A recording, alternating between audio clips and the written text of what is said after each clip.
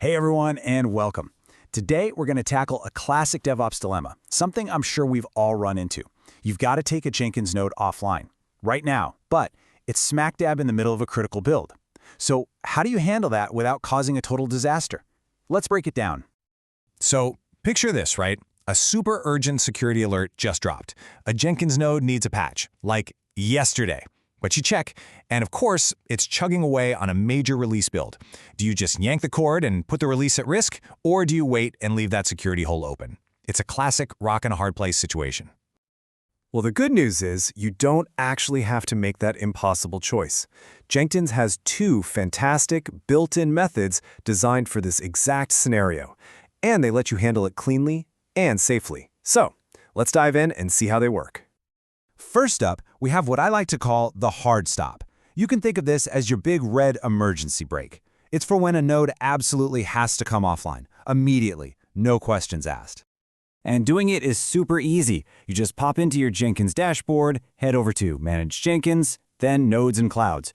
Find the node you need, give it a click, and hit Mark this node temporarily offline. And pro tip, always leave a reason, something like applying security patch, so the rest of your team knows what's going on. The second you do this, the effect is instant. Jenkins just stops sending any new builds to that node. Poof, it's immediately pulled out of the rotation. But, and this is the big but you need to remember with the hard stop, it will not kill any jobs that are already running. So that critical release build, it's going to keep on going. If you need that stopped too, you'll have to go in and manually abort it yourself. Okay, but what if you really, truly cannot afford to interrupt that build? Well, that is exactly where our second method comes in, the Graceful Exit. This is your more patient, more careful approach.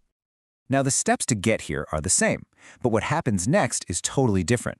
Jenkins still blocks any new jobs from starting, but, and this is the magic part, it intelligently waits for any running jobs to finish up on their own time. No interruptions, no need for you to step in. This method is absolutely perfect for planned stuff, like system maintenance you've had on the calendar. It's also great for investigating a node that's acting a little flaky but hasn't completely died yet. Or, and we've all been there, for sorting out those pesky software license issues that always seem to pop up at the worst times.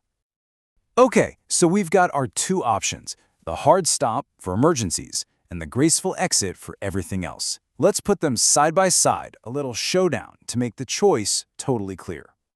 This table really just lays it all out, doesn't it? If you look at that first row, for new builds, they both do the exact same thing. They're blocked immediately. The real difference, the game changer, is in that second row, running builds. With the hard stop, they keep going and it's on you to abort them if you need to. With the graceful exit, Jenkins just lets them finish naturally. And that right there tells you everything you need to know about when to use them. Hard stop is for fires. Your node is unstable, the disk is full. Graceful exit is for planned work where you can afford to just wait it out. So after all that, what's the one thing you really need to remember? Let's boil this all down to one simple final takeaway. Here it is. It's that simple. Your choice between a hard stop and a graceful exit comes down to answering one question. Can the jobs currently running on this node be interrupted?